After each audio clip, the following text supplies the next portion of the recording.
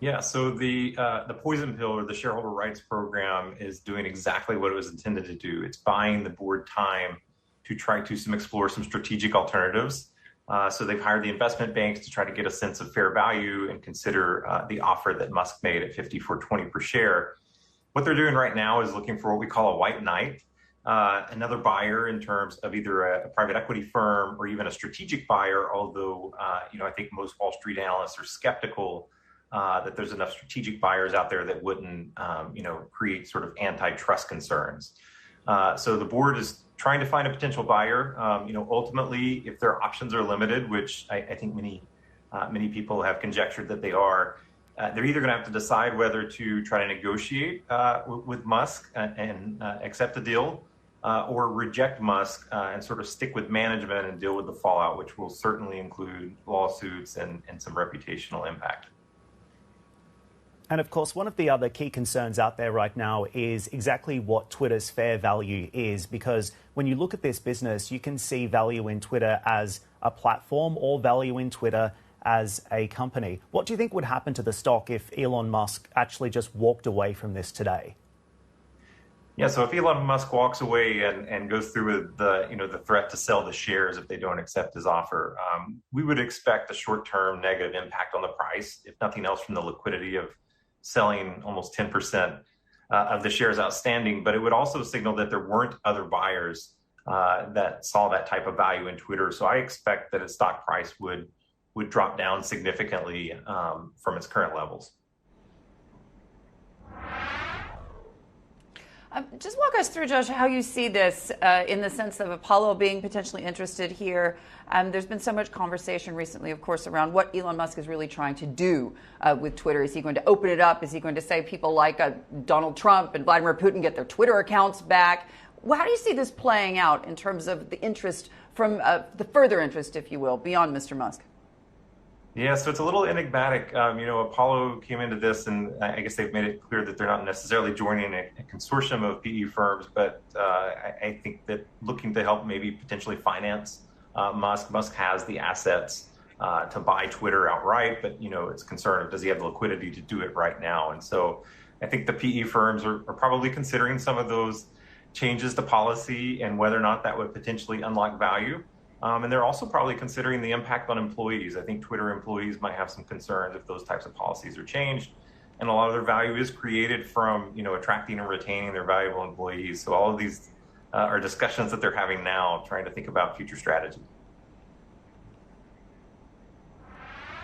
Right. What kind of concerns do you think that this brings up for the SEC, potentially even further down the line at this point? Because obviously these aren't bids from Google and Facebook. Right. So, first we have to start with Musk's offer. It wasn't necessarily a binding offer. It's just a letter of intent, which is typically the start of the deal process. It was certainly unusual for him to come out and say, this is my best and final offer. That's not a negotiation tactic that necessarily leads you to the negotiation table. The SEC has a contentious history with Musk. It goes back, all the way back to the tweet about taking Tesla private at 420 with funding secured. And so, I'm sure Musk is not happy about that lawsuit and the fallout of that. In this particular episode, the SEC is going to be monitoring, just making sure that, securities laws are being followed. And of course, Musk's ownership position, he filed the wrong form with the SEC. He filed one saying he would be passive rather than active. And it was also a late filing. So I think the SEC might use some of that, to support some of their proposed rule changes, which could expedite activist investors when they accumulate a block ownership like Musk did in Twitter. I thought it was interesting, though, because there has been some commentary from a former SEC chairman, Harvey Pitt, who said that the Twitter board gets grade F for how they've managed this so far. And, of course, the concern around the board is that this is a board that effectively owns no shares of Twitter. This is a board that, in some instances, actually does not even use the Twitter platform as a service. And at the same time, this is a board that seems to exist just to collect fees at this point. Even Jack Dorsey says it has historically been the dysfunction of the company. Would you agree with that, Professor? And what do you think it says about corporate governance at this company as it stands? Yeah, it's certainly a tough time to be a director at Twitter. Most of the time being a director is an enjoyable job, but these are the times that shareholders really are paying that compensation for you to make choices in their best interest. The comments by Dorsey and Musk, these are all plays to shareholders. If Musk eventually does proceed with maybe a tender offer to try to convince the shareholders to sell despite the poison pill, trying to cast the board in a bad light is a way to potentially appeal to shareholders. Twitter's compensation, their ownership is potentially low versus some other technology companies, but they hire a compensation consultant, and that is they've come up with minimum ownership thresholds for their boards of directors, and to my knowledge, they're in compliance with that. So I think what we're seeing is these sort of external governance mechanisms like hostile takeovers being a substitute mechanism for governance. So if the ownership of the board is low, academic research shows you're more likely to get a bid externally, and that's sort of playing out in this episode. Yeah, it's interesting. And just the question of whether or not you actually think Musk is going to be able to get this, and also the question of whether you think he's going to be able to bring about effective change at this business, which has been stagnant for a while, right? Lots of talk about perhaps introducing something like an edit button, but of course, dealing with cancel culture, dealing with the bots, dealing with the monetization issues. Is he actually going to be able to pull this off, do you think?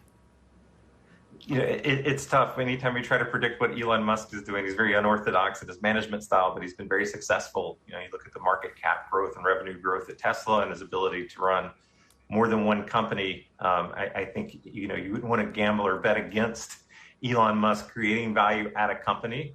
That said, given his past history of claiming to take Tesla private and then not following through with that, it's tough to know if this is something that's done just to attract attention, to be a gadfly, or is it something that he truly has an interest of going through with the offer? And I think you can see that in the market response. It didn't go up to Musk's offer for the price at first, but as more and more news comes out, it appears as though Twitter, there's a more and more likelihood that it will be sold to either Musk or some other entity.